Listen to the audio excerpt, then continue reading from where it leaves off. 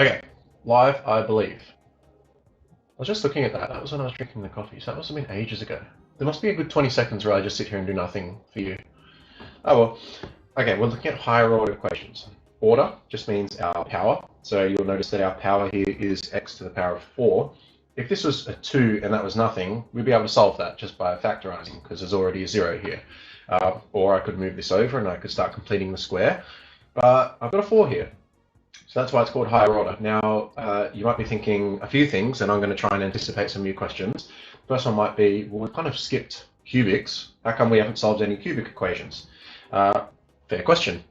Well, we left off last lesson with, okay, if I've got a quadratic, which means I've got a square here, I can just use a quadratic formula. That's just easy enough. Why can't I use the quartic formula? There's, like, quartic means power of 4. Is there a power of 4 formula? Yeah, there is. If you want to look that up and use it, then good luck with that, because it's pretty disgusting. But there's a much simpler way, and you might be thinking that this is kind of beyond what we need to know, and not really, because it actually uses skills that we already have. So what you'll notice is we have an x to the power of 4 term, and we have an x squared term. So what we can do is we can use what's called, and I'm sure you've already heard about this, a substitution. And you've been substituting things forever, like you've been substituting letters for numbers, and it's just kind of weird because now what we're going to do is substitute letters for letters, or pronumerals for pronumerals, or variables for variables. So how this works is we want to be able to turn a quartic into something that we can solve, which is a quadratic. So we want this to be an x squared. We don't want it to be an x to the power 4 because I don't know how to solve that yet. So what we do is we go, let's let, and you can choose what letter you want to use, but normally we use a u substitution. So let u equal, and now I guess what you can notice from this above line, I don't want to go too far, but we can rewrite each of these x squared terms as something with an x squared. So I could write x squared squared minus 11x squared plus 18 equals 0. So that's another way of writing it, I guess. So what I can do is, if this x squared was just an x, then I'd be able to solve that. Yeah, that's just x squared minus 11x, and that's what I was saying before. If that was a 2 and that was nothing, then we'd be able to solve it. So what I can do is I can pretend that this x squared is just one thing. So I'll let u equal x squared, and then what I can do is that allows me to rewrite the above line as u, so in brackets, squared minus 11u plus 18 equals 0. And now that's something I can solve. And the thing with the substitution is, I know it seems a little bit illegal because I've just changed the question essentially, but as long as at the end I change it back, then we're fine. So I've now created an expression that I should be able to solve. So again, the first thing you normally check for is there a common factor? That's probably something I should have done up here. Is there a common factor? Well, there's not. This, like, that's prime, that's 18. There's no x over here. If there was, then I could factorize, but I can't. So then I go, okay, what two numbers add to negative 11 and times to 18? If I can't think of them quickly, I'm going to use the quadratic formula. If I'm really game, I'll complete the square. Okay, two numbers that add to 11. So, okay, times to 18. I'm thinking 9 and 2. 9 minus 2 will give me 18. So this factorizes to u minus 9, u minus 2. So I'll just check that. That times that is that, yes. That plus that is that, yeah. Okay, so I factorized this correctly. So now I can use the null factor theorem. So that just means that this tells me that u equals, sorry, let's make it like this, u minus 9 equals 0.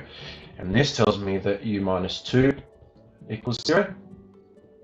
Zoom out a bit. That tells me u is 9 or u is 2. And I'm halfway done. So one other thing you might take from the original question is that the highest power, so the order of the equation, should be the maximum amount of solutions. So something like this, you would say, okay, the highest power is 2. That means it probably has 2 solutions. It doesn't have to, but it could. And you'll notice that, look, I've got 2 solutions, u equals 9, u equals 2.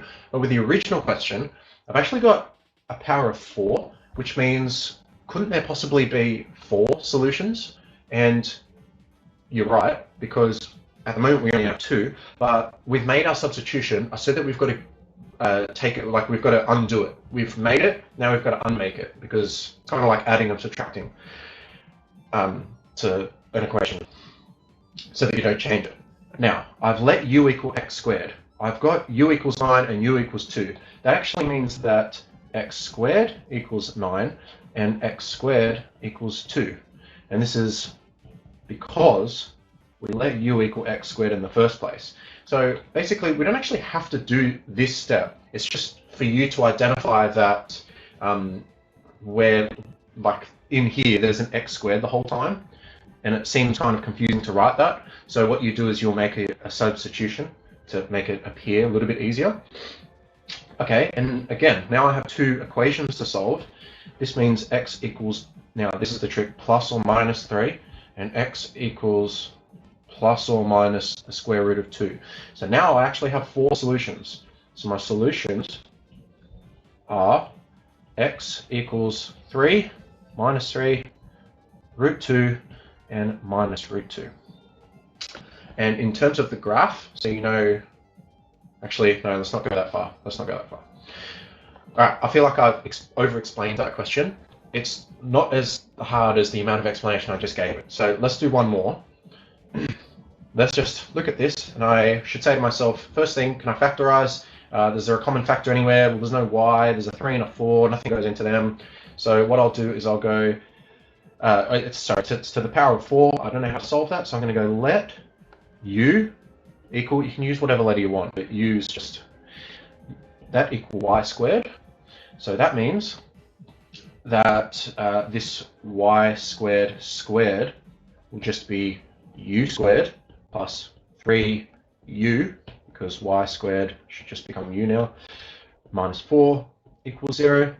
And then I factorize this as normal. So can I think of 2 numbers that add to 3 and times to minus 4? I'm thinking 4 and 1. They've got to be a negative because there's, so 1's got to be negative. Let me just start writing stuff. 4 and minus 1. 4 minus 1. Now I'll just check. So 4 minus 1 is 3. 4 times minus 1 is minus 4. Good. So now I go, all right, that means u plus 4 equals 0. Or u minus 1 equals 0. That means u equals minus 4. That means u equals 1. And above, I let u equal y squared. So that means instead of u equals minus 4, I've got y squared equals minus 4. And then I've got y squared equals 1. Okay, this is where I was saying before that you can have at most 4 solutions. This one, I can't solve that yet. I can't solve that. So what do I say? I say that therefore no solution. But here I've got y equals plus or minus 1. So therefore y equals 1 or minus 1, and there's only 2 solutions. You can have at most 4, but you can have anywhere between 0 and 4.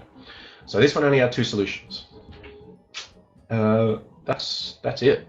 I just want you to be able to make the substitution and solve things with a little bit of a higher power. And we don't have to stop there. This could be to the power of, actually no, we would have kind of have to stop there, wouldn't we?